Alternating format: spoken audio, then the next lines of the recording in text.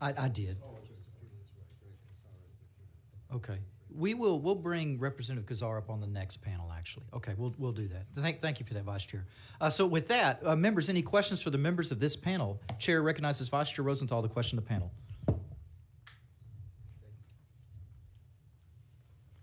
Thank you, Mr. Chairman.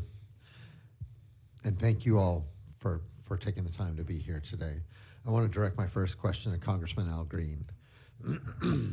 You alluded to a little bit about recent court case, and can you help us understand how that affects how we should interpret these proceedings today? Yes, I'm familiar with the Pettaway case, and that case did not say that minorities cannot coalesce and vote for the candidate of their choice. It didn't say that. It said that if you want to use that to establish a protected class, you cannot. But it doesn't mean that minorities, you can't have a district that consists of minorities who are electing a minority person. That's what Pettaway said. The Justice Department got it wrong. This is the same Justice Department, by the way, that would allow your daughters to be taken off the street by men with masks. The same Justice Department that defies court orders. The same Justice Department that seems to believe that in this country, the Fifth Amendment to the Constitution only applies when the president thinks that it does. So it's got it wrong. And in Pettaway, which is out of Galveston County, there was an effort to acquire a seat for a commissioner, and they wanted it to have protected class. It dealt with that specific type of incident. And Mr. Spiller, I believe you'll agree with that. That's what it dealt with. It did not deal with the notion that you cannot have blacks and browns voting together to elect the candidate of their choice. And I would add one more thing to this. This is very important. When you do that now, as you're doing it, when you do what you're doing now, you're enforcing the racism that the president is imposing upon the state of Texas. Don't become the president's next arm in Texas. He already has some. I don't want you to become more. Don't do that. It's time to allow justice to prevail. This is a gross injustice to decide that you're going to simply take 9 and 18 crack and then pack, not compact, pack them and eliminate 9 as we know it. By the way, 9 has been moved. I still live in 18. 18 is more 9 than it is 18. It is. If you look at the numbers, you just chose that 18 as the number for it. But you didn't move my constituents when you moved 9, the number 9. My constituents are still in Sunnyside, they're still in South Park, they're still in Hiram Clark, and they're still voting for me. I want you to remember this, dear brothers and sisters. People of Texas are not going to forget this. This is something that is permeating our society. This is not just black people who are angry. White people are angry too. I said white, not Anglo.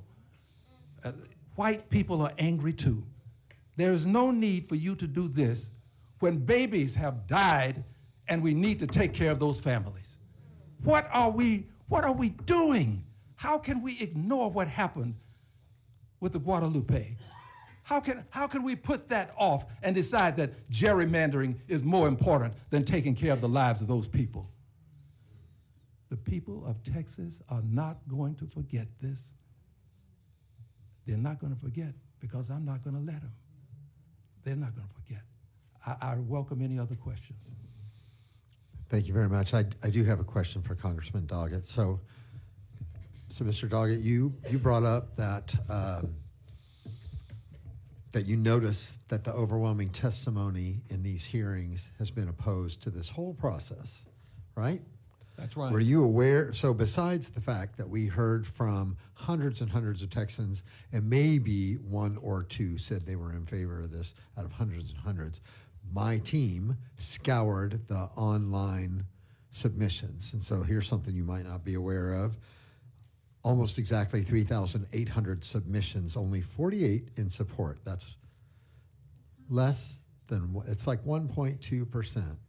So would you agree with me that along with Congressman Green, the people of Texas will not forget what's happening here today. Absolutely, and I think the numbers would be even greater if there were broader public understanding of the wrong that's being committed, of the way that communities are being divided, communities of interest, communities that have worked together, that have wanted an accessible member of Congress, whether Republican or Democrat, citizens that want to assure they have accountable representation, that if they have a town hall, their member is not afraid to come and visit with them. If they have a problem in their neighborhood, in their city, that there is an accessible member of Congress that will be there to respond. The needs of Texans of both parties seem to have been largely forgotten here in terms of having accessible, reliable representation instead of some kind of incredibly gerrymandered districts that deny them that accessible representation. But I have to come back and say, and I don't know if there was a division in the numbers you mentioned, that while giving President Trump control of the Congress, which he's about to lose without these kind of gerrymandering plans, that the tool that is being used is race. And that's at the heart of this, as Representative Green pointed out. Were it not for the Justice Department of President Trump sending a message to Governor Abbott on July the 7th saying, get this job done within a month, correct the racial gerrymandering that has occurred, I will admit, as a lifelong resident of this city, I never realized that Republicans discriminating against white people was a big problem in our state, but the Justice Department did. And they said there was racial gerrymandering and that you need to correct it, and you need to correct it fast or we're going to initiate a lawsuit against you under the Constitution. And so race was the tool that is being used to advance the Trump interest, but it is central in what's happening with this map. Thank you very much. Representative Turner is recognized to question the panel. Thank you, Mr. Chairman. I've got a few questions for Congressman Veasey about Congressional District 33. And because I wanted to walk through the history of Congressional District 33, and I've got some maps here of different iterations, and I'm wondering if, Mr. McQueenie, would you mind passing that to the Congress? And I've got an extra set here I'm going to provide to Chairman Hunter, just so he can see what we're talking about.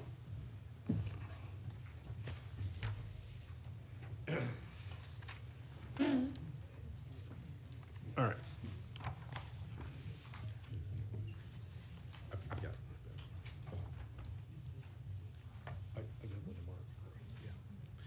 All right. Congressman Veasey, thank you for being here. And I want to just talk about, you alluded to Congressional District 33 and how it was created. I kind of want to walk through the history of it for a few minutes with you, if I could, because there's a lot of problems with this map, this bill that we have before us right now.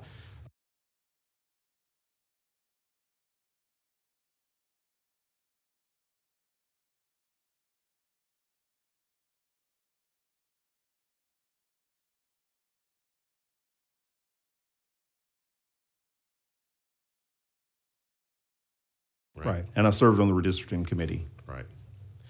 And for members' reference, Representative Nicole Collier succeeded you in the House, right? That is correct. Okay.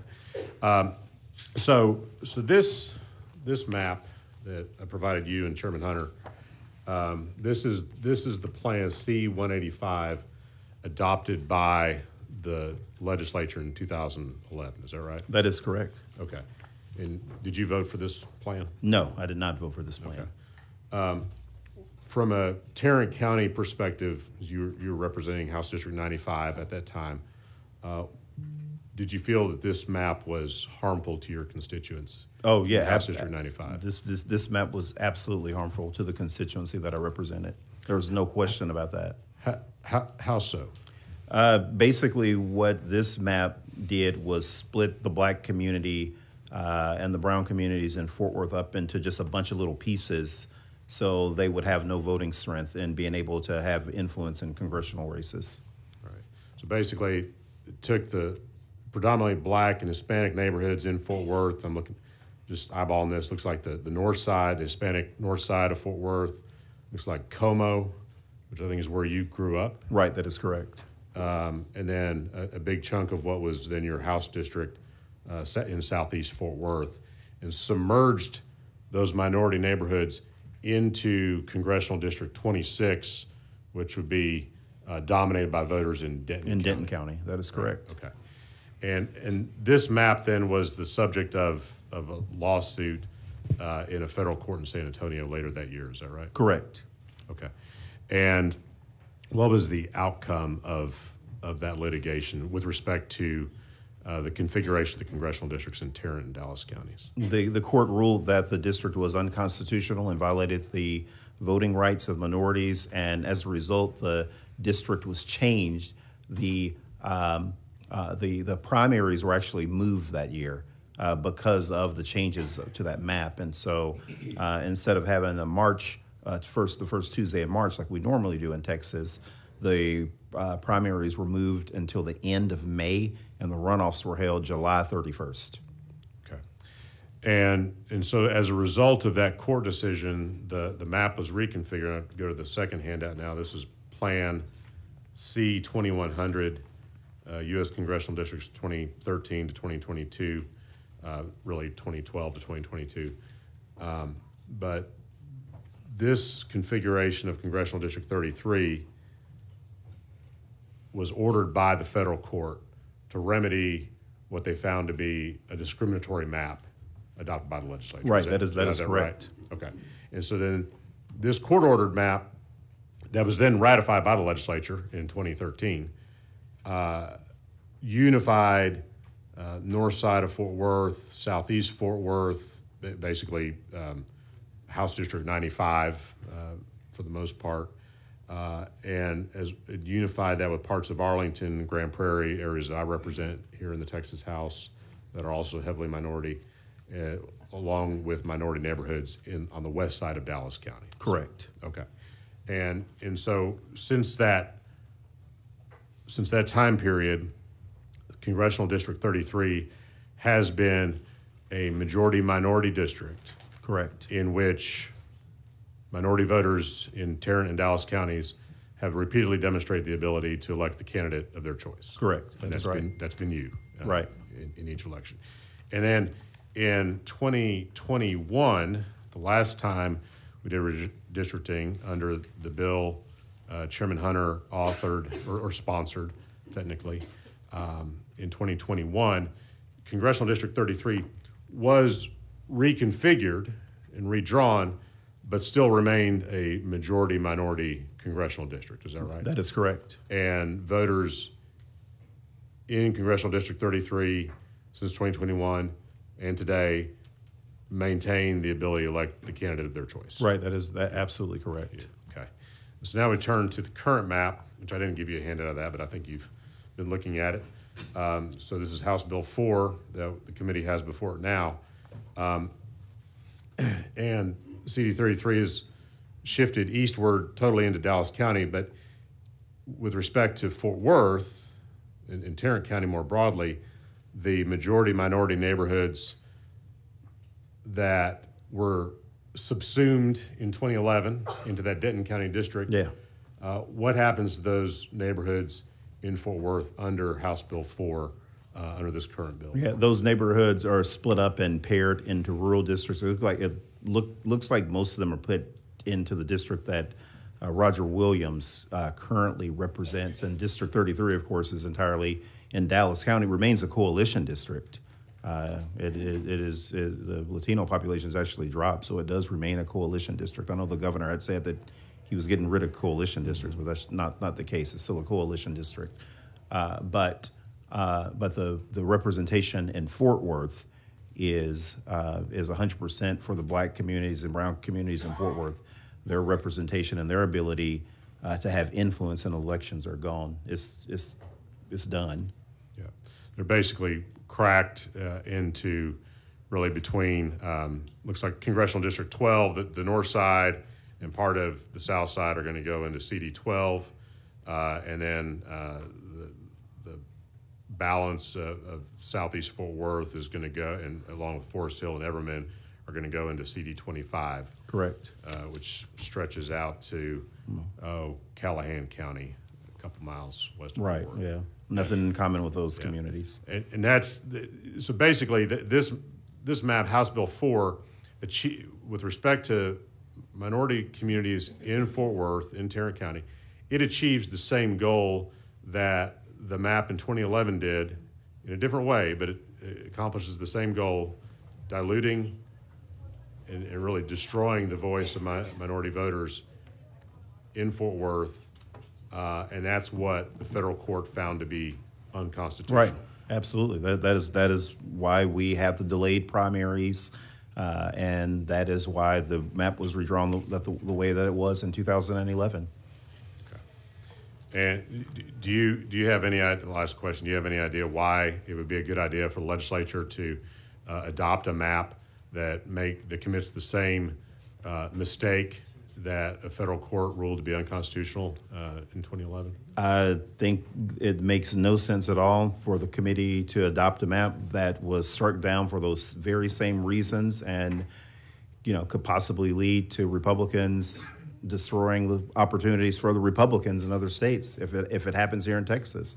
I mean, if I'm Darrell Issa, I'm thinking I'm calling the chairman of the Texas state legislature right now. If I'm Representative Calvert, if I am any of those Republicans, I'm like, dude, what are y'all doing to us? Y'all about to make us lose our seats too. And I don't think this is good for the country. I agree. Thank you. Thank you, Congressman. Members, any other questions for the members of this panel? Chair recognizes Representative Hicklin to question the panel. Representative Doggett, thank you so much for being with us today, making the trip. Appreciate that. In your testimony and comments, I noticed that you focused a lot on race. Are you concerned at all that treating minority communities as monolithic voting blocks for one political party actually risks violating the spirit and letter of the Voting Rights Act, especially when we're looking at the political performance that you can see in the Valley? My concern is that when you have maps that have gotten approval of a federal court that recognize voting rights districts, that provide opportunities for people of color in our state to be represented, have the kind of effective advocates that we have at this table and that you will hear from shortly from other colleagues, that it's wrong to come in and begin to dismantle that. And I don't find any justification in the Department of Justice directive to the governor to call this special session on race, and don't believe that there was racial gerrymandering in any form that would justify either this map or the Justice Department taking any legal action. Thank you. I would refer to Chairman Hunter's comments about that we're responding to the call and not necessarily the DOJ letter. But thank you again. Thank you. Members, any other questions for the members of this panel? Representative Manuel is recognized to question the panel. Congressman Green, I promise I'll make this short. Can you explain let me ask it like this. Does this feel adversarial towards you as a black person, as a black man, and to your constituents who are, would say, a rainbow group of people, of black, Hispanic, gay, straight, everything? Does this feel like retaliation based on who you are and the past of what it has been for black people when they've spoken out against administrations in this country? Thank you for the question. And I heard you bring it up earlier, and I'm pleased that you would ask again. It is without question, reservation, hesitation, or equivocation that I remind everyone that we have a history in this country of expecting black men to be subservient. I am not subservient. I will not kneel. I don't kiss rings or any part of anybody's anatomy. We have allowed ourselves to have the plutocrats dictate the policies for the state of Texas. The plutocrats, government of the rich, by the rich, for the rich. The plutocrats, they're the people who are dictating. We are pawns on a political chessboard. That's what we become. They have literally used the influence of the almighty dollar to cause what's happening today. And we've got to get money out of politics, because if we don't, there will be no politics for the average person. Baker versus Carr will mean nothing. That's one man, one vote, for those who may not know. Yeah. It would mean nothing.